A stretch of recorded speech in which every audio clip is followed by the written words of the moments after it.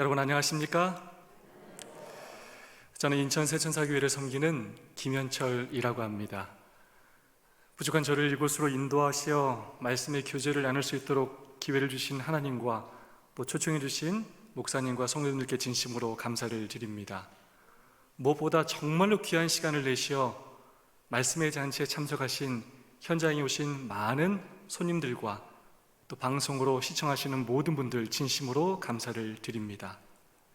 하나님께서 우리에게 특별한 시간을 허락해 주셨습니다. 3일이라는 짧은 시간이지만 우리의 상한 마음이 쉼을 얻고 위로를 얻고 세상을 향하던 우리의 눈이 하늘을 향할 수 있는 시간이 되기를 간절히 소망합니다. 그래야 우리의 삶의 목적과 소망이 하늘에 있기를 간절히 소망합니다. 저는 옆 사람과 이렇게 인사하고 시작하기를 참 좋아합니다. 옆 사람 눈을 바라보시면서 하늘까지 함께 갑시다 라고 서로 인사해 주시면 감사하겠습니다. 하늘까지 함께 갑시다. 감사합니다. 제가 찬양을 듣는데 얼마나 은혜가 되고 감동이 되는지 그 하늘나라에 꼭 가고 싶다라는 생각이 들었습니다. 여러분 그렇지 않습니까? 여기 오신 모든 분들이 슬픔 없고 눈물 없고 죽음 없는 그 하늘나라에 모두 함께 갈 수 있기를 간절히 소망합니다. Y라는 초등학교 학습 과학 만화가 있습니다. 그 중에 Y 물고기 편이 있습니다. 그 책에 이런 질문이 나옵니다. 바다 고기를 민물에 넣으면 어떻게 될까요? 또 민물 고기를 바다에 넣으면 어떻게 될까요? 그럼 어떻게 될 것 같습니까? 죽습니다. 여러분 왜인지 아십니까? 진짜 질문은 이거예요. 왜입니까? 바로 삼투현상 때문이라고 합니다. 이 삼투현상이 무엇이냐? 염분의 농도 차이에 의해서 물이 투과성막을 넘어 이동하는 것을 말합니다. 쉽게 말하면 세포의 내부보다 외부의 염도가 높으면 세포 속에 물이 밖으로 빠져나가서 나중에 탈수 상태가 된다고 합니다. 반대로 세포 속에서 외부 염도가 낮으면 물이 세포 속으로 유입이 되어서 세포를 불게 한다는 것입니다. 대부분의 어류에 있어서 민물고기냐 해수고기냐 바다고기냐를 결정하는 것은 이 삼투 조절 시스템의 차이 때문이라고 합니다. 물고기라고 다 똑같은 물고기가 아니라는 것입니다. 노는 물이 다르다는 것입니다. 여러분 그렇다면 누가 물고기를 만들었고 누가 민물고기와 바다고기를 나누었고 누가 삼투 조절 시스템을 만들었느냐 하는 것입니다. 물고기들이 이걸 다 알고 자기는 민물에 살고 자기는 바다에 살까요? 그렇지 않습니다. 과연 이런 놀라운 일들이 저절로 이루어질 수 있는 일이라고 생각하십니까? 우리는 언제부턴가 우리 주변에 존재하는 것들에 대하여 그것이 존재하는 이유와 목적에 대하여 잊고 사는 것 같습니다. 천연계가 내가 태어날 때부터 존재했기 때문에 늘 당연히 있어 왔고 있는 것으로 여기며 살고 있습니다. 그것이 누구에 의해서 왜 존재하는지에 대하여 관심 없이 살고 있습니다. 그러나 이 세상에 존재하는 모든 것들은 만든 이유와 목적이 분명히 있습니다. 스스로 존재할 수 있는 것은 이유 없이 존재하는 것은 아무것도 없습니다. 또한 우리 주변에 존재하는 모든 것들은 특별한 목적에 의해 신비하고 놀라운 방법으로 유지되고 있습니다. 바라보기만 해도 가슴이 펑 뚫리는 푸르고 높은 하늘이 있고 그 하늘을 나는 수없이 많은 새가 있습니다. 과연 누가 만들었고 왜 만든 것일까요? 왜 존재하는 것일까요? 깊은 바다가 있고 그 바다에는 물고기 해초를 비롯하여 우리가 알지 못하는 수없이 많은 생명체들이 존재하고 있습니다.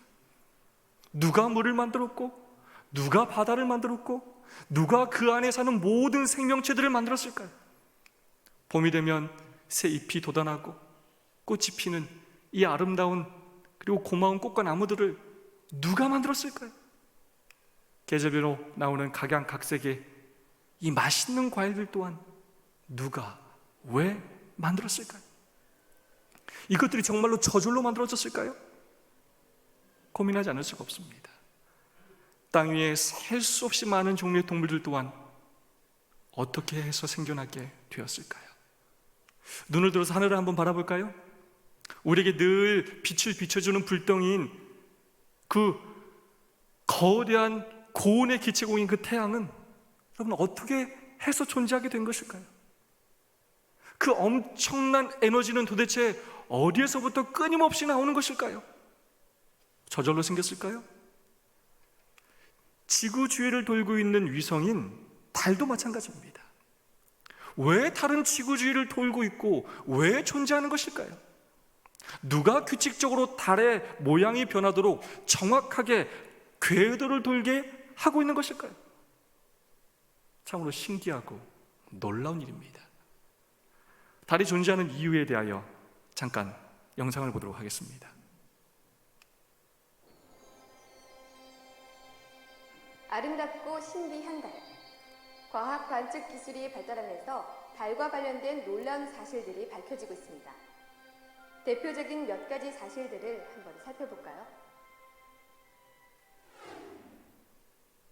잘 아시다시피 지구는 23.5도 기울어진 채 자전을 하고 있습니다.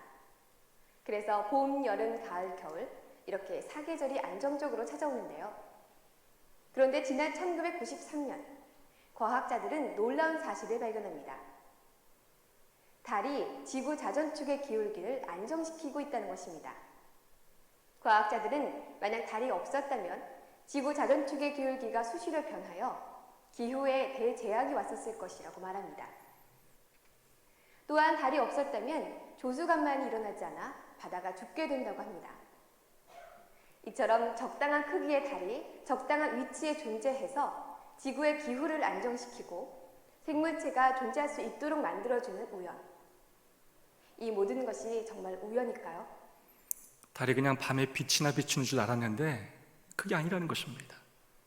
이 달이 존재함으로 지구의 자전축을 정확하게 23.5도 유지하게 된다는 것입니다. 그래서 사계절이 존재하게 된다는 것입니다. 뿐만 아니라 달이 존재함으로 그 중력으로 인하여 바다에 민물과 썰물이 존재하고 바닷물이 움직임으로 바다의 생명체들이 모두 살 수 있도록 유지된다는 것입니다. 적당한 크기의 달이 적당한 위치에서 우리 지구를 위하여, 바로 우리를 위하여 지금도 놀라운 일을 하고 있는 것입니다. 과연 저절로 가능할까요? 과연 우연일까요? 누가 계획하였고 누가 만들었을까요? 오늘 우리가 살고 있는 이 지구 또한 놀라운 방법으로 계획되었고 유지되고 있습니다. 태양계 내에 있는 행성들입니다. 만약 지구가 이 자리에 없고 다른 위치에 있었더라면 어떤 일들이 벌어질까요? 아마 지금 이 프로그램을 보시는 여러분과 저는 없었을 것입니다. 다음 사실들을 살펴보면 그 이유를 알 수가 있습니다. 지구의 연평균 기온은 약 13도입니다. 그렇다면 다른 태양계 내의 별들은 어떨까요? 지금 보시는 별은 바로 금성입니다. 금성은 지구보다 태양에 좀 더 가까이 위치한 별인데요. 금성의 연평균 기온은 약 463도입니다. 지구 바로 다음에 위치한 화성의 연평균 기온은 영하 63도고요. 수성의 연평균 기온은 밤에는 영하 183도까지 내려가고 낮에는 426도까지 올라간다고 합니다. 일교차가 600도나 차이가 나니까요. 수성에서 살면은 옷차림에 각별히 신경을 써야겠습니다. 그렇다면 다른 태양계 내의 별들의 하루는 어떨까요? 지구의 하루와는 조금 다릅니다. 목성의 하루는 10시간입니다. 수성은 59일, 금성은 우리의 시간으로 243일입니다. 다시 말해서 낮이 4달이나 계속되고 밤이 4달이나 계속되는 것입니다. 만약 지구의 하루가 금성과 같았다면 한번 출근해서 3달 동안 자지도 못하고 일하다가 퇴근해야 될지도 모르겠습니다. 그러고 보면 지구의 하루가 24시간이라는 사실 정말 감사하지 않으세요? 얄궂게도 가장 발달한 21세기의 과학이 우리에게 보여준 우주상은 그동안 과학이 제공한 어떠한 자료보다 창세기의 시각에 더 가깝다. 우리가 사는 지구에 대한, 우주에 대한, 그리고 생명체에 대한 새로운 과학적 사실들이 발견될 때마다 이 모든 것들이 저절로 생길 수 있는 것이 아님을 깨닫게 된다는 것입니다. 반드시 누군가에 의해 의도적으로 특별한 목적에 의해 계획되고 만들어졌음을 인정하지 않을 수가 없다는 것입니다. 그렇다면 지금까지 살펴본 모든 지구의 생명체와 해와 달과 태양계를 비롯한 이 모든 것은 어떻게 존재하게 되었을까요? 인류의 기원에 대하여 어떤 이론들이 존재하고 있을까요? 인류의 기원에 대한 이론은 크게 세 가지로 분류되고 있습니다. 짧게 한번 살펴보겠습니다. 첫 번째 이론은 바로 불가지론이라는 이론입니다. 토마스 헬 혁슬리가 주장한 이론으로 경험되지 않은 것은 인식할 수 없다라는 이론입니다. 즉, 보지 못한 것은 믿지 않는다는 것입니다.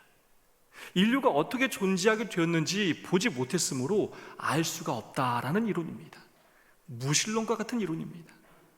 두 번째는 진화론입니다. 찰스 다윈의 저서 종일 기원에 기초한 학설로서 인류의 생명은 단순한 원시 생명에서 출발하여 불필요한 것들은 도태되고 필요한 것들은 돌연변이에 의해서 더해지는 그 진화의 과정을 통해서 마침내 사람이 만들어졌다는 이론입니다.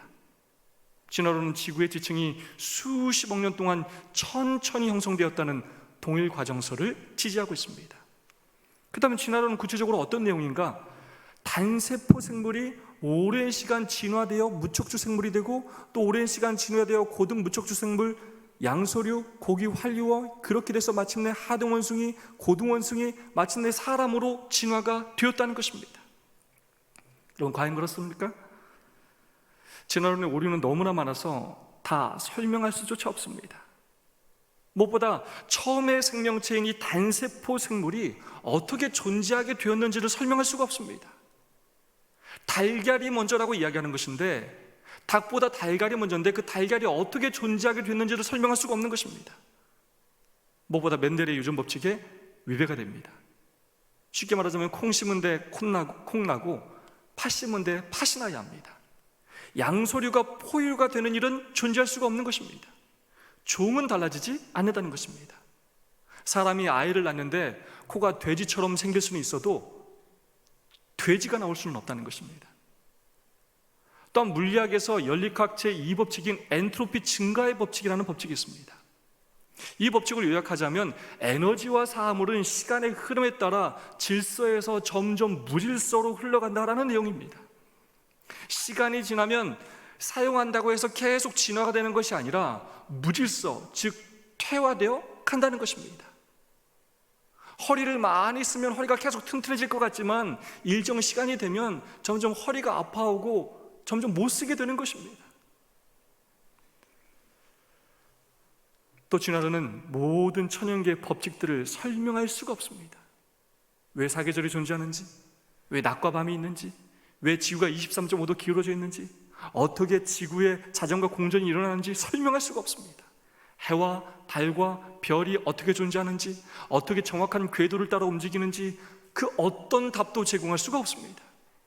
왜냐? 시작 자체가 가설이요, 거짓이기 때문입니다. 찰스 다윈은 그의 책에서, 그의 이론에서 자신의 이론은 불완전하다고 이미 그는 고백하였습니다. 세 번째 이론은 바로 창조론입니다. 성경 창세기 1장과 2장에 나타난 내용으로 이 모든 것들을 하나님께서 특별한 목적으로 창조하셨다는 것입니다. 성경 첫 번째 책, 첫 번째 장, 첫 번째 절은 이렇게 말하고 있습니다. 태초에 하나님이 천지를 창조하시니라. 하나님께서 우리 사람을 위하여 특별한 목적으로 지구를 창조하셨다는 것입니다. 사람의 필요와 행복을 위하여 첫째 날은 빛을, 곧 시간을, 둘째 날에는 궁창을, 셋째 날에는 땅과 바다를 나누시고 땅의 각기 종류대로 풀과 꽃과 나무와 과일을 창조하셨습니다. 넷째 날은 두 큰 광명 해와 달을 창조하시고 다섯째 날은 물고기와 새를, 그리고 여섯째 날에는 육축과 땅에 기는 모든 짐승을 창조하셨습니다. 그리고 마지막으로 하나님의 형상대로 창조의 주인공인 사람을 만드셨습니다. 이 세상에 존재하는 모든 것들이 저절로 우연히 만들어진 것이 아니라 사람의 필요와 행복을 위하여 하나님께서 만드셨다는 것입니다. 사람이 살기에 가장 적당한 환경으로 사람의 필요와 행복을 위해 하나님께서 직접 창조하셨다는 것입니다. 특별한 목적으로 창조하셨을 뿐만 아니라 지금도 놀라운 섭리로 유지하고 계시다는 것입니다. 저는 한때 이런 고민을 깊이 오랫동안 했던 적이 있습니다. 왜 일주일은 7일일까? 여러분 이런 고민 해보셨습니까? 왜 일주일은 7일일까? 이 답을 찾아보기 위해 많은 책들을 찾아보고 연구하고 노력했지만 그 어떤 곳에서도 답을 찾을 수가 없었습니다. 어디에서 답을 찾게 되었느냐? 성경에서 답을 찾을 수가 있었습니다. 천지와 만물이 다 이루니라. 하나님의 지으시던 일이 일곱째 날이 이를 때 마치니 그 지으시던 일이 다음으로 일곱째 날에 안식하시니라. 하나님께서 일주일을 7일로 만드셨다는 것입니다. 6살 동안 천지를 창조하시고 일곱째 날을 사람과 특별히 구별하여 시간을 보내시기 위하여 그 날을 안식일로 제정하셨다는 것입니다. 다른 이유가 없습니다. 하나님께서 태초에 그렇게 계획하고 만드셨기 때문입니다. 하나님께서 우리의 창조주시기 때문입니다. 하나님께서 시간을 주관하시기 때문입니다. 그래서 우리가 하나님을 믿든 믿지 않든 우리는 모두 일주일 제도 틀 안에서 사는 것입니다.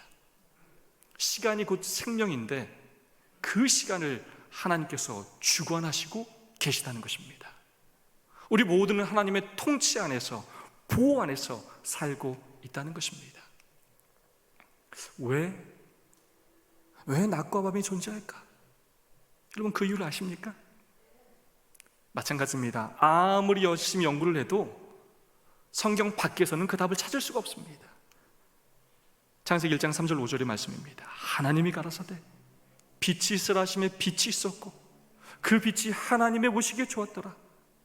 하나님이 빛과 어둠을 나누사 빛을 낮이라 칭하시고 어둠을 밤이라 칭하시니라. 저녁이 되며 아침이 되니 이는 첫째 날이니라.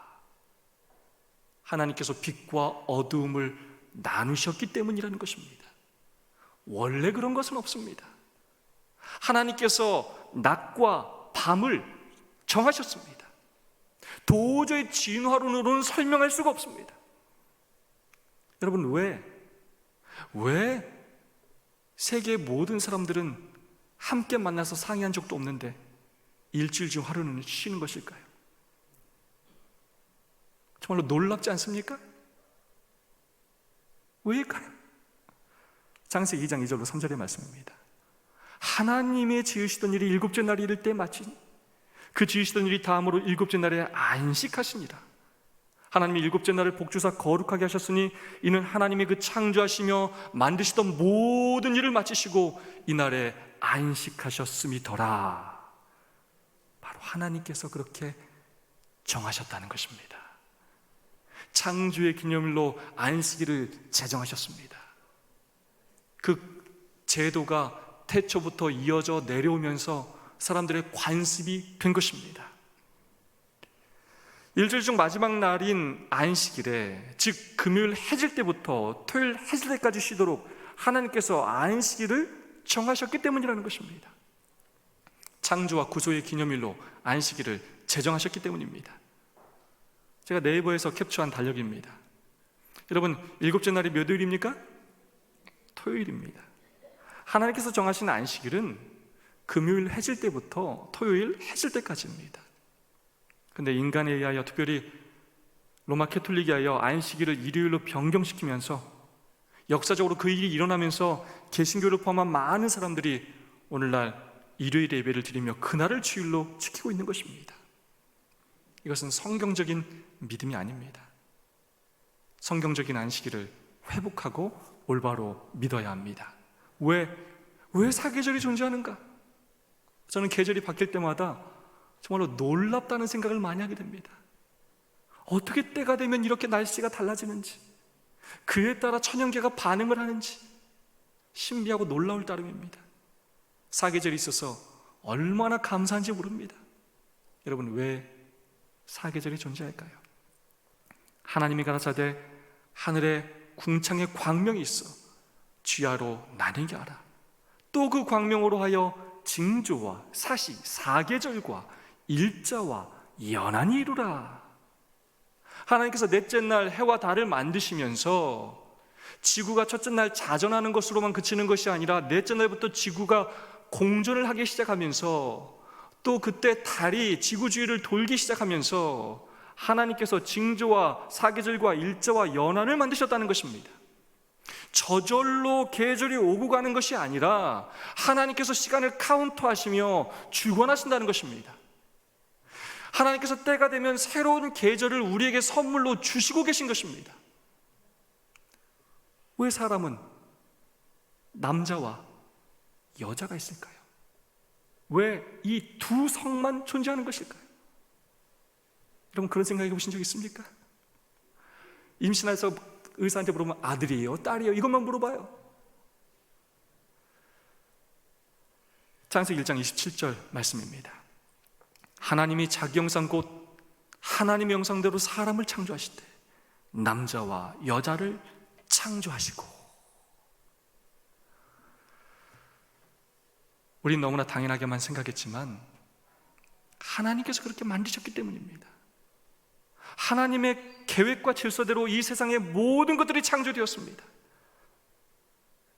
그리고 하나님은 이 모든 것들을 바로 저와 여러분을 위하여 창조하셨습니다. 우리의 필요와 행복을 위해 창조하시고 이 모든 것들을 우리에게 선물로 주셨습니다. 그리고 우리가 이 아름다운 천연계와 놀라운 섭리 가운데 하나님을 아버지로 모시며 행복하게 살기를 바라고 계십니다. 성경 욥기 38장에서 하나님은 우리에게 이렇게 말씀하시고 계십니다.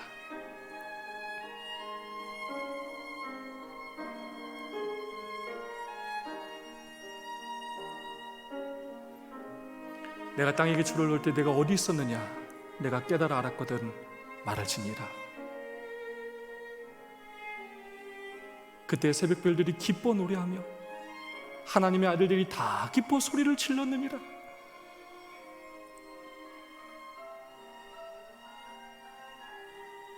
바다가 그 모태에서 터져나올 때에 문으로 그것을 가둔 자가 누구냐?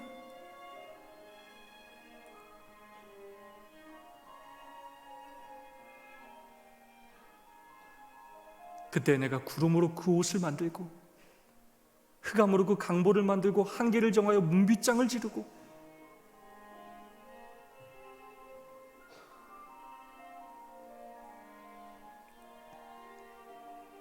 이르기를 내가 여기까지 오고 더 넘어가지 못하리니 내 높은 파도가 여기서 그칠지니라 하였노라.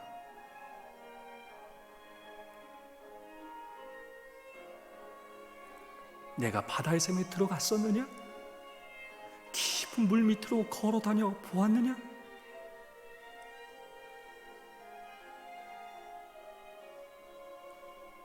어느 것이 광명이 있는 곳으로 가는 길이냐? 어느 것이 흑암이 있는 곳으로 가는 길이냐?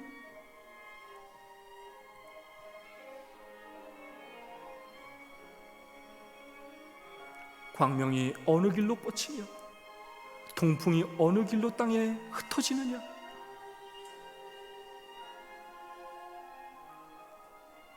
내가 묘송을 메어 묶을 수 있으며 삼성의 띠를 풀 수 있겠느냐?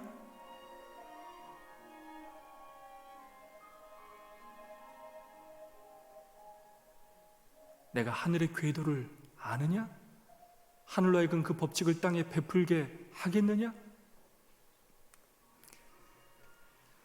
하나님이 하셨고 지금도 오직 하나님만이 하실 수 있으십니다. 하나님께서 온 우주와 지구를 그리고 우리를 창조하셨습니다. 이 사실을 믿으시기 바랍니다. 이것이 우리가 하나님을 믿어야 하는 첫 번째 이유입니다. 하나님이 우리의 창조주시며 우리의 아버지십니다. 여전히 우리를 사랑으로 돌보시는 분이시라는 것입니다. 이런 놀라운 증거들이 있음에도 불구하고 많은 사람들이 하나님이 없다고 말합니다.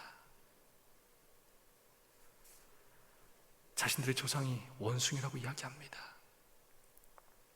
아무 관심 없이 스스로 존재한 것처럼 생각하며 살아갑니다. 원숭이 보고 아버지, 아버지 하고 있습니다. 그렇게 하나님을 외면하고 무시합니다. 하나님의 형상대로 창조된 영적이고 도덕적인 특별한 존재인 사람을 동물 취급합니다. 그런 사람에 대하여 성경은 이렇게 말하고 있습니다. 어리석은 자는 그 마음에 이르기를 하나님이 없다 하도다. 하나님이 없다고 하는 자는 어리석다는 것입니다. 자기 부모에게 막대하는 자녀를 호래자식이라고 합니다. 사전적으로 이 말은 배운 데 없이 막대게 자라 교양이나 버릇이 없는 사람을 낮잡아 이르는 말입니다. 그런 사람들이 어떤 삶을 사는지, 그 삶의 결과가 어떤지 성경은 정확히 말하고 있습니다. 로마서 1장 21절로 23절의 말씀입니다. 하나님을 알되 하나님으로 영화롭기도 아니하며 감사치도 아니하며 오히려 그 생각이 허망하여지며 미련한 마음에 어두워졌나니 스스로 지혜 있다 하나 우준하게 되어 썩어지지 아니하는 하나님의 영광을 썩어질 사람과 금수와 버러지 영성의 우상으로 바꾸었느니라. 하나님이 없다므로 하나님을 영화롭게도 아니하고 하나님께 감사하지도 아니하고 오히려 그 생각이 허망하여지고 마음이 어두워져서 스스로 똑똑하다고 하고 지혜 있는 척하지만 결국 하나님의 형상을 잃어버려서 미련하게 되고 동물과 같은 형상으로 바뀌게 될 것이라는 것입니다. 창조주 하나님을 외면함으로 자신의 조상을 원숭이라고 함으로써 정말로 동물과 같은 삶을 살게 될 것이라는 것입니다. 실제로 역사 속에 그러한 삶을 산 사람이 있습니다. 바로 바벨론의 느부갓네살 왕입니다.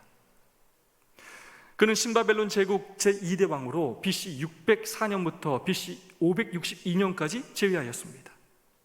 그는 아시리아를 멸하였고 신바벨론을 건국하고 수도 바벨론을 세계 중심으로 번영시킨 영주였습니다. 또한 유대를 멸망시키고 수만 명을 바벨론의 포로로 잡아갔던 그런 왕으로도 유명합니다. 그 얘기가 성경 구약 다니엘서에 기록되어 있습니다.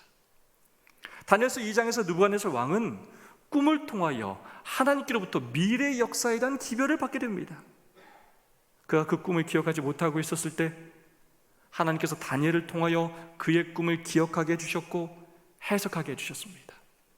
자신의 나라가 결국은 망할 것이고 새로운 나라가 등장할 것이며 그렇게 페르시아, 그리스, 로마, 열국 그리고 마침내는 돌나라인 하나님의 나라가 올 것이라는 예언의 말씀을 듣게 되었습니다. 하나님의 돌나라가 오므로 세상 역사가 끝날 것이라는 그 기별을 듣게 되었습니다.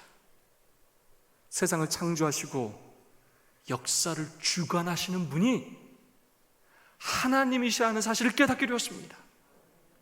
그러나 그는 자신의 나라가 영원하기를 바라는 마음으로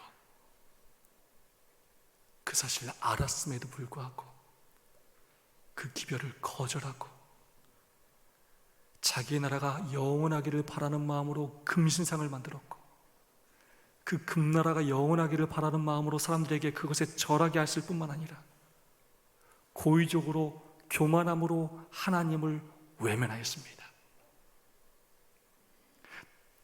다니엘서 4장에서 다시 꿈을 통하여 그의 미래를 보여주시고 회개하기를 원하셨으나 그는 끝내 회개하기를 거절하였습니다. 오히려 그는 이렇게 말하였습니다. 다니엘서 4장 30절 말씀입니다. 나 왕이 말하여 가로되 이 큰 바벨론은 내가 능력과 권세로 건설하여 나의 도성을 삼고 이것으로 내 위엄의 영광을 나타낸 것이 아니냐? 이 바벨론 다 내가 이룬 것 아니냐? 그는 강대국 바벨론 성을 건축하고 하나의 제국으로 건설하였으며 제국이 존재하는 대부분의 기간을 통치하였습니다. 그는 세상적으로 볼 때 대단한 업적을 이룬 왕이었습니다. 그리하여 그는 교만하여 하나님을 외면하였고 회개하기를 거절하였습니다. 이 세상 역사를 하나님이 통치하신다는 사실을 거절하고 자신이 이 세상 역사를 주관하기를 원하였습니다. 자신의 힘으로, 자신의 능력으로 이 모든 것을 이루었다고 생각하였습니다. 자신이 살아가는데 하나님은 전혀 상관도 없고 필요도 없다고 생각하였습니다. 그때 그에게 놀라운 일이 일어났습니다. 다니엘서 4장 31절로 33절의 말씀, 이 말씀은 다 함께 한번 읽어보겠습니다. 이 말이 시작.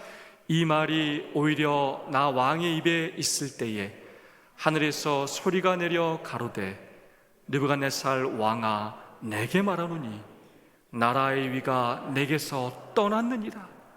내가 사람에게서 쫓겨나서 들짐승과 함께 거하며 소처럼 풀을 먹을 것이요 이와 같이 7대를 지내서 지극히 높으신 자가 인간 나라를 다스리시니 자기의 뜻대로 그것을 누구에게든지 주시는 줄을 알기까지 이르리라 하더니 그 동시에 이 일이 나 느부갓네살에게 응함으로 내가 사람에게 쫓겨나서 소처럼 풀을 먹으며 몸이 하늘 이슬에 젖고 머리털이 독수리 털과 같았고 손톱은 새 발톱과 같았었느니라. 아멘.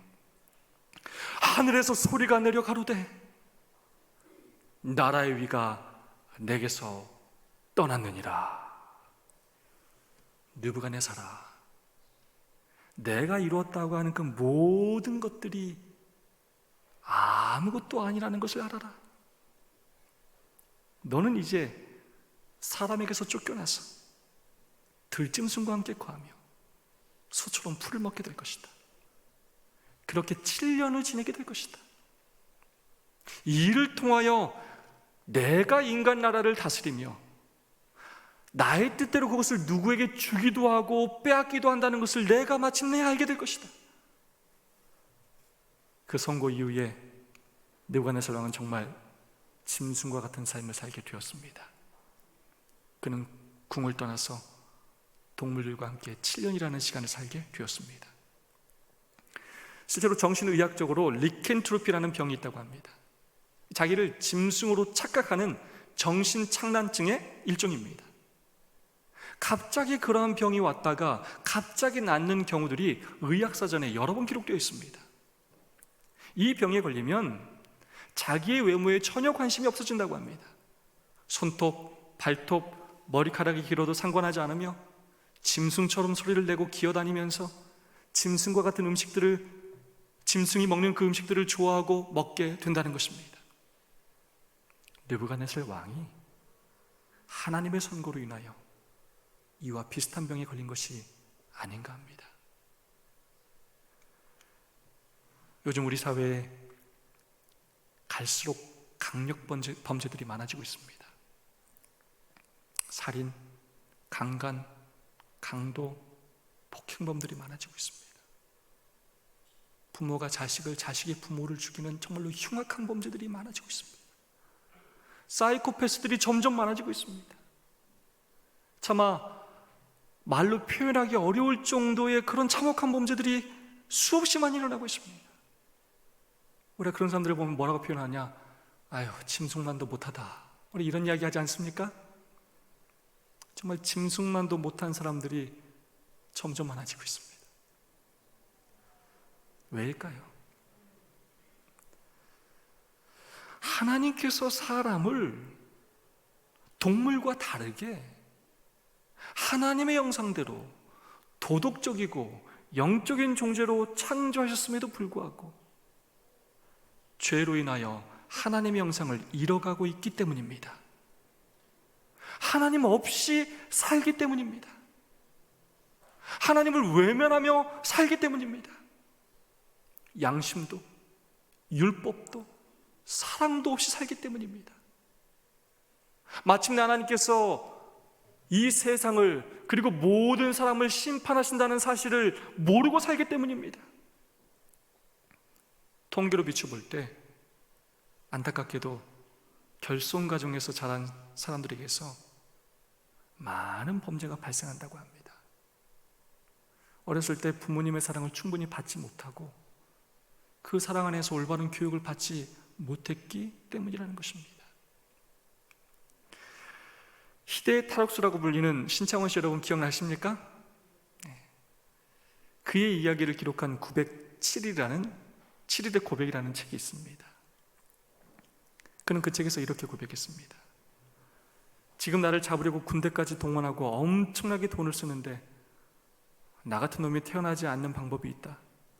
내가 초등학교 때 선생님이 너 착한 놈이다 하고 머리 한 번만 쓰다듬어 주었으면 여기까지 오지 않았을 것이다. 5학년 때 선생님이 야, 이 땡땡이의 땡땡이야, 욕입니다.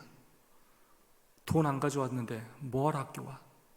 빨리 꺼져 하고 소리쳤는데 그때부터 마음속에 악마가 생겼다.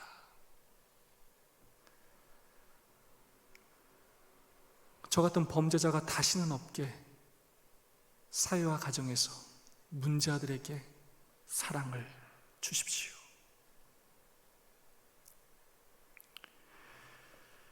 정말로 안타깝지 않습니까? 누구도 그를 사랑으로 돌봐주지 않았던 것입니다.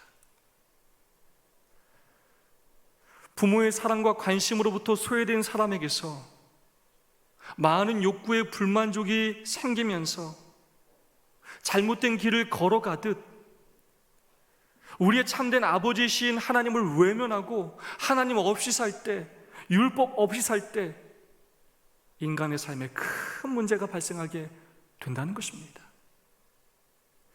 이 문제는 꼭 큰 범죄자들에게만 해당되는 것이 아닙니다. 오늘 우리의 삶 또한 마찬가지입니다.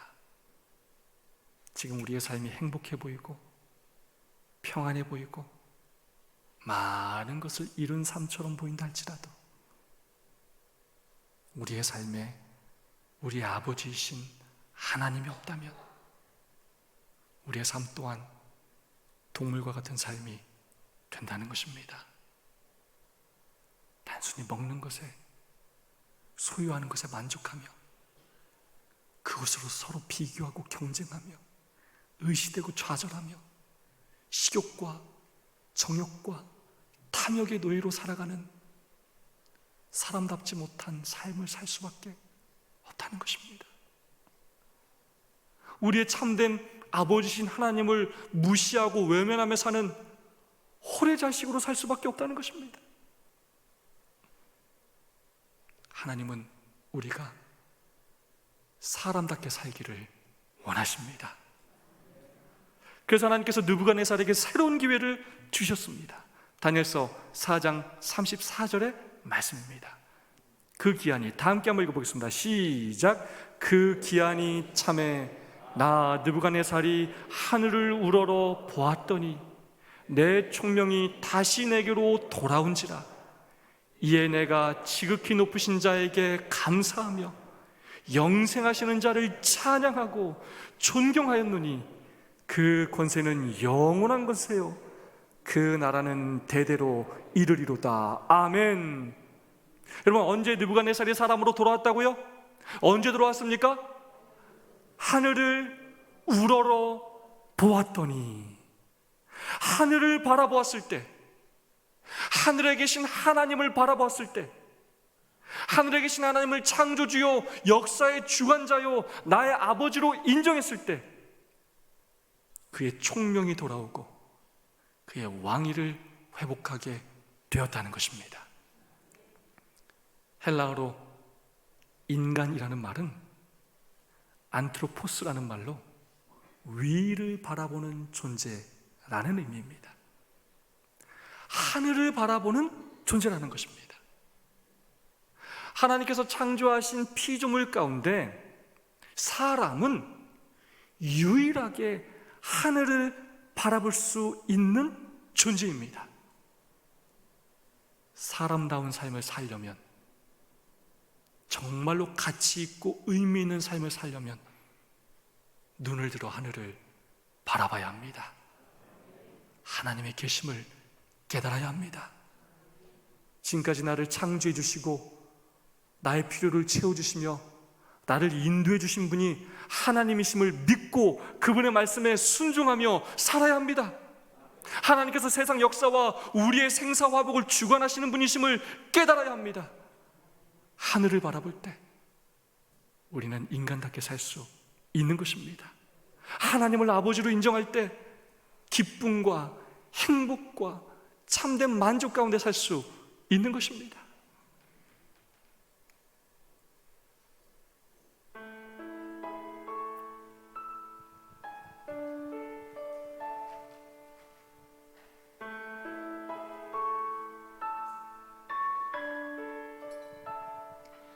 아침 해가 누굴 위해 뜨는지, 부는 바람은 누굴 위해 부는지, 저 푸른 하늘과 아름다운 바다는 누구를 위해 있는지. 지저귀는 새가 무엇을 노래하는지, 흔들리는 나뭇잎들은 무엇을 속삭이는지, 밤하늘 가득한 저 별은 누굴 위해 반짝이는지. 이 모든 것 다 널 위한 주님의 사랑, 이 모든 것 다 널 위한 사랑의 노래. 주께서 널 위해 만물을 지으시고 널 향한 사랑을 전하시네.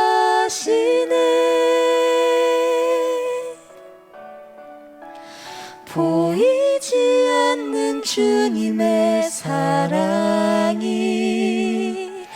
늘 너를 감싸 안고 있음을, 날마다 뜨는 저 태양처럼 변함없는 주의 사랑이.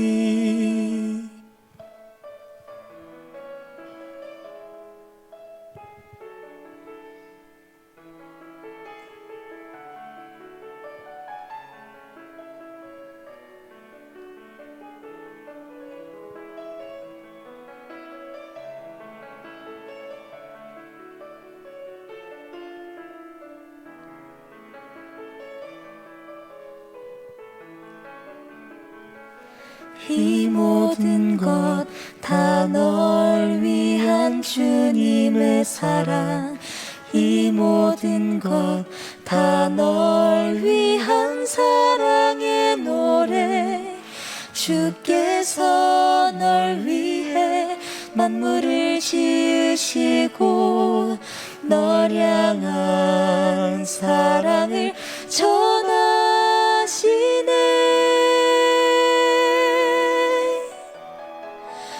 보이지 않는 주님의 사랑이 늘 너를 감싸 안고 있음을, 날마다 뜨는 저 태양처럼 변함없는 주의 사랑이, 날마다 뜨는 저 태양처럼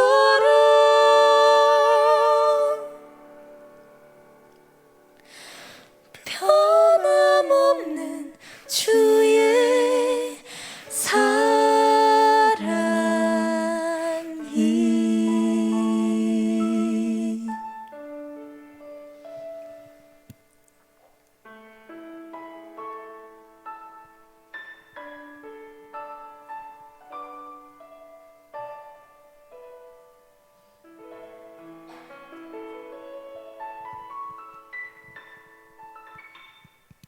아멘. 아침에 뜨는 해, 그리고 시원하게 부는 바람, 그리고 저 푸른 하늘, 그리고 바라보기만 해도 우리의 마음을 시원하게 하는 저 아름다운 바다, 밤하늘의 별, 이 모든 것들을 하나님께서 우리를 위하여 창조하셨습니다. 선물로 주셨습니다. 이 모든 것들은 우리를 향한 하나님의 사랑의 표현입니다. 사랑의 노래요, 속삭임입니다. 내가 널 사랑한다. 내가 너의 필요를 채워주길 원한다. 네가 행복했으면 좋겠다. 우리에게 끊임없이 말씀하고 계신 것입니다. 제 아들이 이제 12살입니다. 문제가 많아요. 돈을 많이 쓰는데 돈을 안 벌어 와요. 청소도 안 하고 집만 어지럽히고 맨날 먹기만 해서 살만 찌고 공부하려도 공부도 안 하고 아침에 깨워서 학교 보내는 게 전쟁이고 스마트폰도 많이 하고 무슨 일만 있으면 아빠 불러대고 뭐 사달라 뭐 해달라 끊임없이 요구합니다. 때로는 아들 보는 게 귀찮고 힘들 때도 있지만 그 아빠 소리를 듣고 나면 어떻게 할 수가 없어요. 왜냐, 걔한테 아빠가 저밖에 없어요. 나를 그렇게 애타게 찾는 그 아들을 외면할 수가 없습니다. 그 눈빛, 그 표정, 이 사랑스러운 아들을 외면할 수가 없어요. 해달라는 것을 해줄 수밖에 없습니다. 그런데 그런 순간순간이 얼마나 행복한지 모릅니다. 그 아들의 필요를 채워주는 것이, 나에게 무엇인가를 요구하고 사랑으로 나에게 다가오는 그 아들이 있다는 것이 저의 삶의 기쁨이요, 그의 존재가 저의 삶의 이유이기 때문입니다. 하나님에게 오늘 우리도 그렇습니다. 오늘 우리가 하나님의 삶의 이유요, 기쁨입니다. 우리를 위하여 이 모든 것을 창조하셨고 여러분 개개인을 위하여 이것을 선물로 주셨습니다. 지금도 다양한 방법으로 우리의 삶의 필요를 채워주시고 계십니다. 그 창조주신 하나님께서 오늘 우리와 개인적인 사랑의 관계를 나누기를 원하십니다. 우리의 삶에 함께하기를 원하십니다. 아버지라 부르는 우리의 목소리를 듣고 싶어 하시고, 힘들 때 아버지 아버지 하며 도움을 요청하는 그 목소리를, 그 손길을 기다리고 계십니다. 우리의 삶의 필요를 직접 채워주기를 원하십니다. 근심과 염려로 고통하며 좌절하며 절망하며 슬퍼하는 우리가 정말로 행복해지기를 원하십니다. 귀찮아하고 외면하는 우리를 찾아오시어 우리의 삶에 개입하기를 원하십니다. 우리를 축복하시고 마침내 영원한 생명을 주시기를 원하십니다. 부모님이 자녀에게 가장 서운할 때가 언제냐면 자식들이 이런 말 할 때랍니다. 아니, 엄마 아빠가 나한테 해준 게 뭐가 있어요? 저도 이제 다 컸어요. 이런 자식을 호래자식이라고 하는 것입니다. 하나님은 우리 아버지십니다. 우리에게 아버지란 말을 듣기를 원하시며 들을 만한 충분한 이유가 있으신 분이십니다. 부디 하나님을 여러분의 창조주로 믿으시기 바랍니다. 하나님께서 우리에게 놀라운 기회와 특권을 주셨습니다. 오늘의 이 시간을 팔아 하나님을 믿음으로 영생을 사시기 바랍니다. 그래야 하나님을 아버지라 부르며 참된 만족과 행복 가운데 사시기 바랍니다. 저 오늘 한번 큰 목소리로 한번 외쳐보면 좋겠습니다. 저를 따라해 주시면 감사하겠습니다. 하나님 아버지, 감사합니다. 아멘. 하나님께서는 우리에게 사람답게 살 기회를 주셨습니다. 눈을 들어 하늘을 바라보심으로 하나님을 창조주요, 아버지요, 역사의 주관자로 인정함으로 이 땅에서도 가치 있고 의미 있는 삶을 사실 뿐만 아니라 마침내 우리 아버지께서 주시는 영원한 생명을 누리시며 사는, 그래야 이곳에 모인 모두가 하늘까지 함께 가는 저와 여러분 되기를 간절히 바라면서 말씀을 마치겠습니다. 기도하겠습니다.